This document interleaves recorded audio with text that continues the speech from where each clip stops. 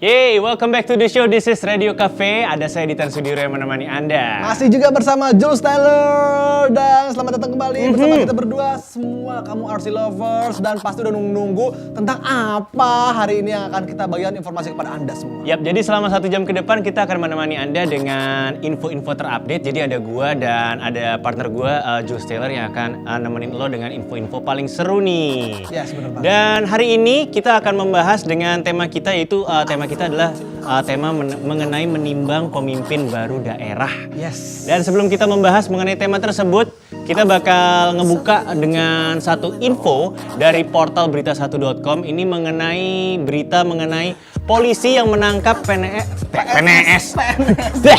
polisi yang menangkap PNS gadungan di daerah Mampang. Aduh, bisa ditangkap begitu ya? Bagaimana ceritanya itu? Jadi gara-gara terdesak kebutuhan ekonomi, Nazarudin alias Yanto yang berusia 60 tahun ini nekat ya menjadi pegawai negeri sipil alias PNS gadungan. Waduh.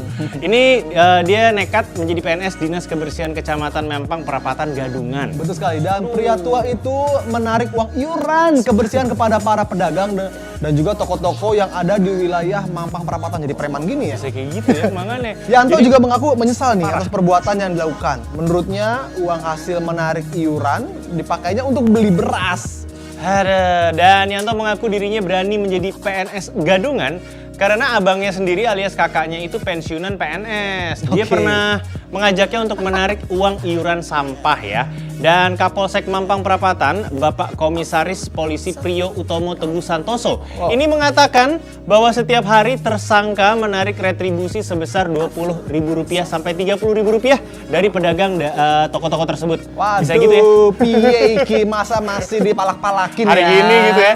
Dan selain menangkap tersangka, polisi juga menyita uang tunai Rp70.000, satu setel seragam PNS dan juga 525 kupon retribusi kebersihan dari Dinas Kebersihan Pemda DKI Jakarta tahun 2016. Itu dicetaknya di Bogor waktu itu ya. Dan juga 2 tanda pengenal yang palsu.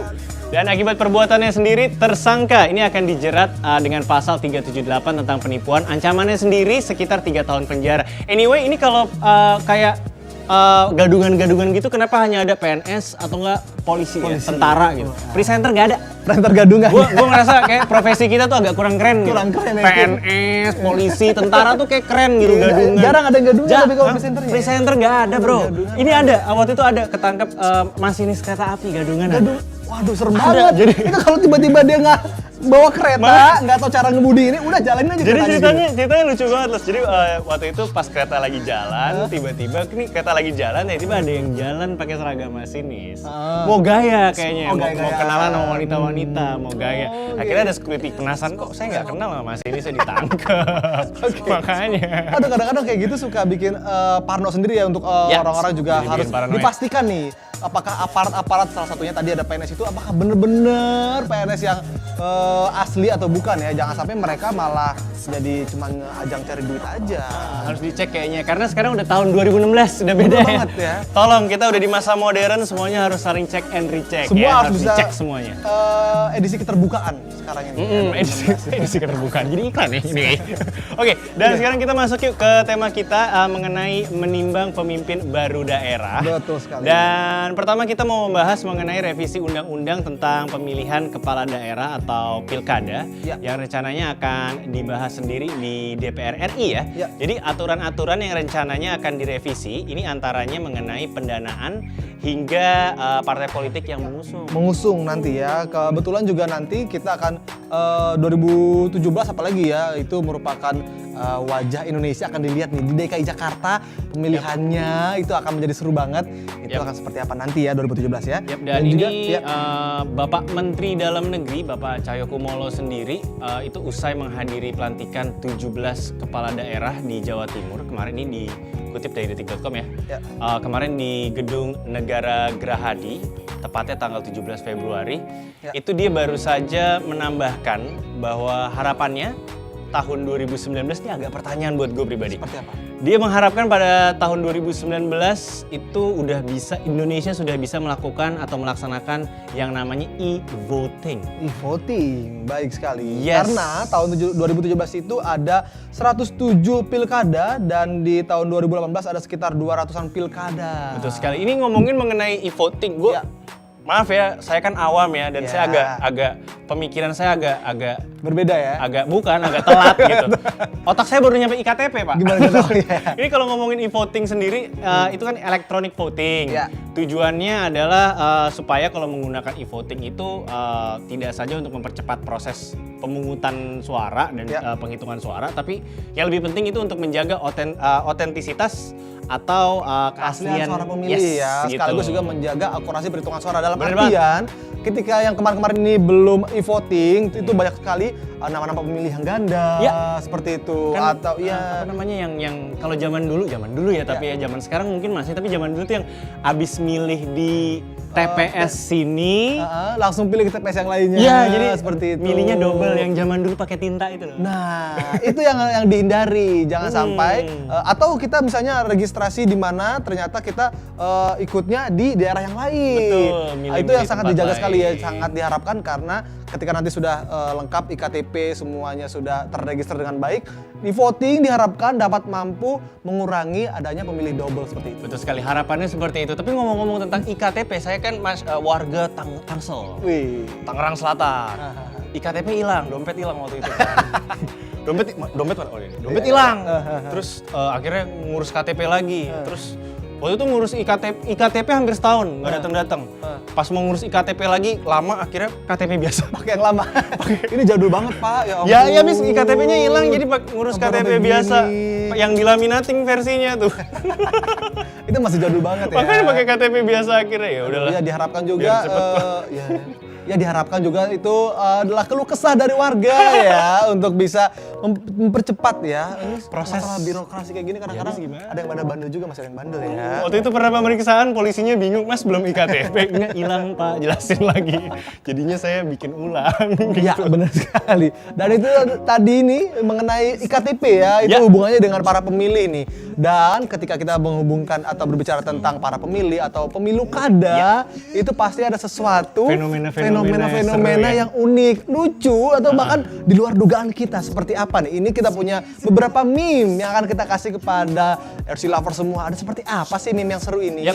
Terkait tentang meme ini semua pasti udah tahu kalau tentang pilkada tuh ada yang ditunggu-tunggu di pagi hari sebelum pemilihan. Iya. Kalau zaman dulu semuanya nggak berani ngomongin, tapi zaman sekarang Udah bener-bener belak-belakan. belak-belakan ngomongin. Dia omongin, pokoknya itu namanya kalau kita biasa sebut adalah serangan fajar. Yeah. Itu benar-benar dilakukan fajar. Kenapa disebut makan fajar? Karena itu pada pagi hari subuh seperti itu.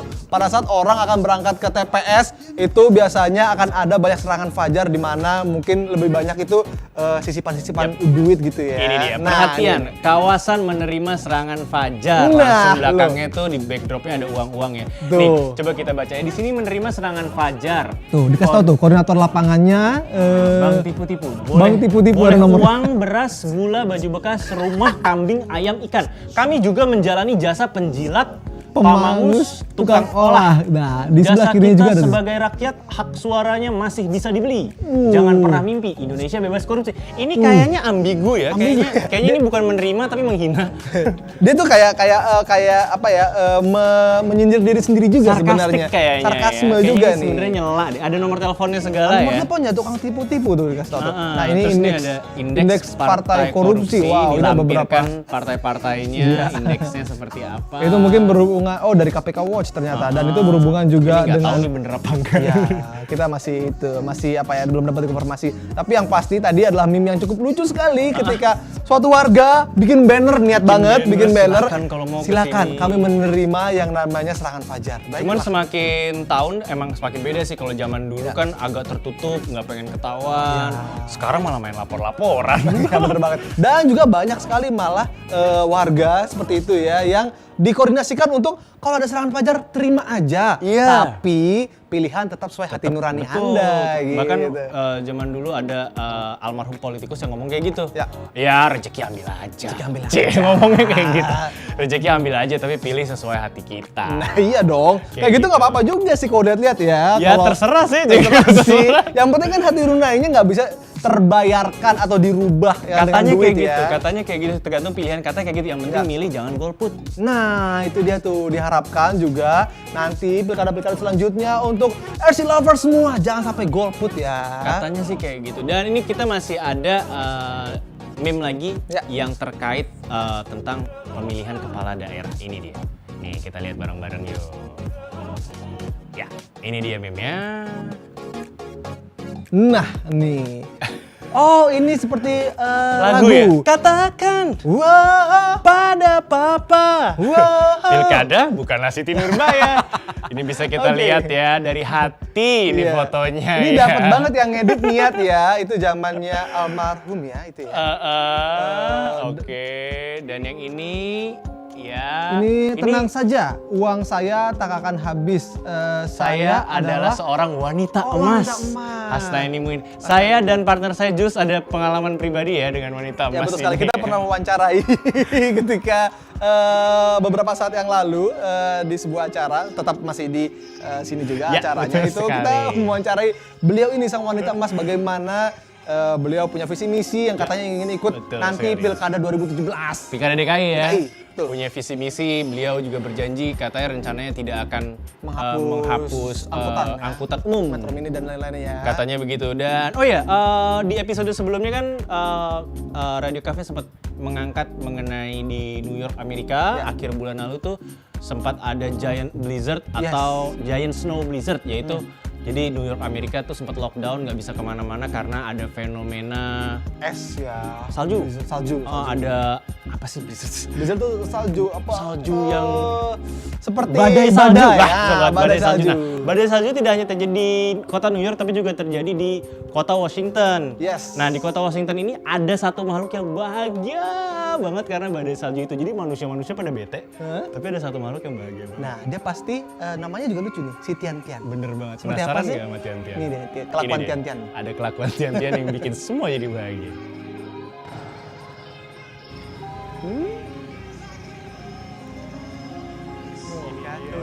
Berguling. Ini uploadernya adalah Smithsonian National Zoo dari Yap. kebun binatang di Smithsonian ya. Iya. Itu seneng banget tuh. Ketemu Dia salju tuh bahagia bahagia banget ya. banget.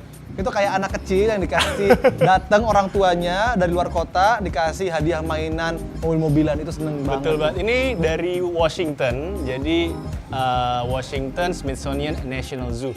Seperti yang kita ketahui ya, semua panda yang ada di seluruh dunia itu hak miliknya dari Tiongkok, dari China. Seluruh panda itu cuma dipinjemin sama Tiongkok. Ya. Kalau nggak salah harga pinjem 1 tahun itu 1 juta US dollar apa kurang lebih kayak gitu deh. Oke. Cuma dipinjemin, terus kalau udah beranak pinak baru dibalikin induknya. Induknya. Kalau itu Sistemnya kayak gitu. kalau itu dalam hal juga untuk menjaga konservasi Betul. panda tersebut Betul, ya, sistemnya. tidak hilang Yes. jumlah ekosistemnya. Sistemnya kayak gitu, dan tadi adalah Tian-Tian yang tinggal di Smithsonian Washington Zoo dan dia bahagia banget. Bahagia banget ketemu panda tuh guling-gulingan. Bahagia gitu banget kan. dengan keadaan saljunya. Iya, bener banget kalau ketemu kalau bahagia biasanya selain ketemu Guling-guling salju kayak apa? tadi, cek guling-guling. Gua guling-guling kayak Lo paling bahagia kalau dapat apa sebenarnya? kalau di hambur-hamburkan uang kayak tadi gitu sih, ya, kayak tiba-tiba salju tadi. saljunya bentuknya duit Warna gitu. merah ya. Kita guling-gulingan, Iya. set. Warna merah 100 rupiahan zaman dulu. Iya. 100 rupiah zaman dulu. Oke, RC Lovers, kita akan masih memberikan kebahagiaan lainnya Yap. buat kamu semua dan juga informasi tetap yang pastinya akan menarik tentunya dalam tema kita yaitu menimbang pemimpin baru daerah. Daerah. Jadi jangan kemana-mana, RC Lovers masih menyaksikan Radio Cafe.